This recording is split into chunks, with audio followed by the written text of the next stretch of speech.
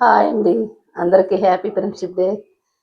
ఈరోజు నేను సగ్గుబియ్యంతో కిచిడీ చేస్తున్నానండి. సగ్గుబియ్యము, పొటాటోతో. అది ఎలా చేయాలో, ఏమేమి కావాలో నేను ఇప్పుడు చెప్తాను. సగ్గుబియ్యం కిచిడీకి కావాల్సిన పదార్థాలండి. సగ్గుబియ్యము 1 కప్పు తీసుకున్నాను.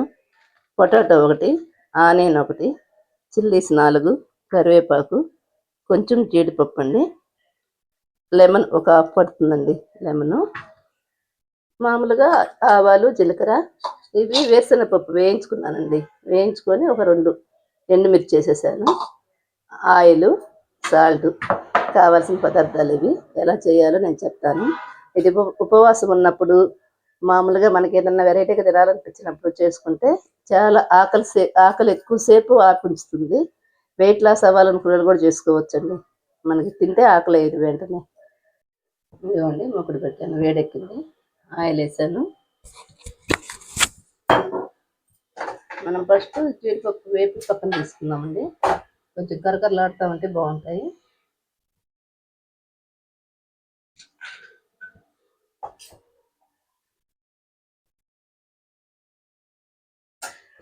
చాలా సింపుల్ అండి, త్వరగా అయిపోతుంది అండి. అయిపోయాయి. ఇప్పుడు మనం 1 స్పూన్ పచ్చెనపప్పు వేసుకుంటే బాగుంటుందండి.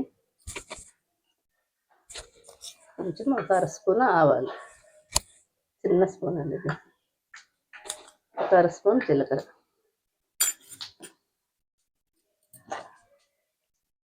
అన్నీ వేగిపోయాయి. ఇప్పుడు ఆనియన్స్ వేద్దాము.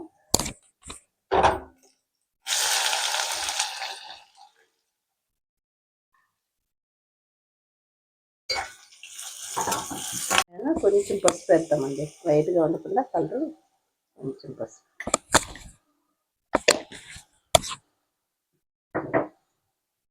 మిరపకాయలు ఇవి వేపానండి, వేరుశనగపప్పు. దీంట్లో 1 అర స్పూన్ జీలకర్ర వేసుకుంటే మనం వేరే కూరల్లో వేసుకున్నా ఇది బాగుంటుంది. ఏదన్నా ఫ్రైలకి వేసుకోవచ్చు ఈ కారము. కొంచెం సాల్ట్ వేసి మిక్సీ పట్టేస్తాను. ఇదిగోండి, చిల్లీస్ వేసేసాను. పొటాటో ఎక్కువ ఉపవాసాలు ఉన్నప్పుడు చేసుకుంటే బాగుంటుందండి.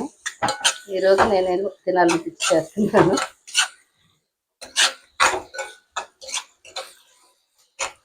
ఆనియన్స్ కూడా వేసుకోకుండా కార్తీక మాసంలో అలాంటప్పుడు ఉపవాసాలప్పుడు కరివేపాకు కూడా వేసుకున్నాను. సిమ్లో పెట్టేస్తే ఆ ఉల్లిపాయ కూడా బాగా ఉడుకుతుంది.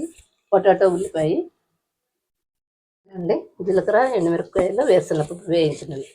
ఎండుమిరపకాయలు కూడా కొంచెం వేయించుకుంటే డ్రై రోస్ట్ చేసుకుంటే బాగుంటుందండి. ఇలా బరగ్గా వేసుకుంటే బాగుంటుంది కారం. ఇదిగోండి, పొటాటో అయిపోయింది. ఇప్పుడు మనం సగ్గుబియ్యం, నీళ్ళు ఉంటే నీళ్ళు తీసేయాలండి. ఏంటంటే నీళ్ళు లేవు నేను వేసిన దాంట్లో. నీళ్ళన్నీ ఇంకిపోయాయి, సరిపోని పోసాను. ఒకసారి కడిగేసి నీళ్ళు పోసి పెట్టుకుంటే అయిపోతుంది. ఇప్పుడు సిమ్లో పెట్టుకొని వేసుకోవాలండి. ఇదిగోండి, ఇప్పుడు ఒక 2-3 స్పూన్లు వేరుశనగపప్పు పొడి వేసుకుంటే బాగుంటుంది. అంత టేస్ట్ అంతా దీంతోనే వస్తుందండి. జీలకర్ర, ఉప్పు, వేరుశనగపప్పు వేయించి, ఎండుమిర్చి కూడా వేపాను. కొంచెం పలుకులు తగులుతూ ఉంటే బాగుంటుంది.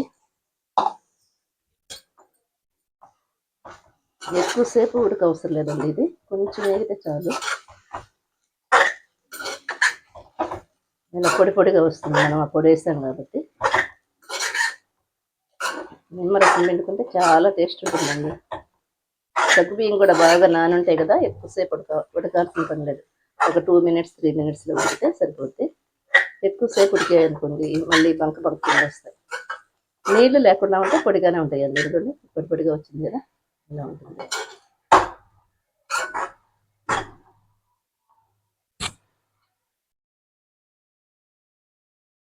ఒక చెక్క నిమ్మకాయ పిండుకుంది,